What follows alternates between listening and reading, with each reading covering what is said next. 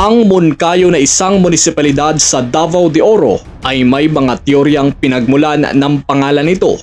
Una ay nagmula ang pangalan sa isang dambuhalang kahoy na matatagpuan sa tuktok ng kabundukan ng Tandawan sa hilagang dulo nito.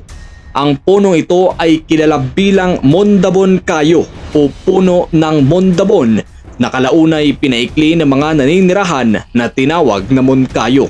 Ayon naman sa isang teorya, ang pangalang Moncayo ay maaring nagmula sa salitang mangkaw na nangangahulugang masaganang tubig. Sumasalamin ito sa mayamang likas na yaman ng bayan. Sa kasaysayan, pinaninirahan ito ng mga katutubong pangkat na nabuhay sa tabi ng ilog sa pamamagitan ng pagsasaka at pagmimina ng ginto. Matatagpuan din sa lugar ang Mount Diwata o kilala bilang Mount Diwalwal, na kung saan naging pinakamalaking mining site sa bansa at naging sentro ng malawakang small-scale mining operation mula noong dekada 80.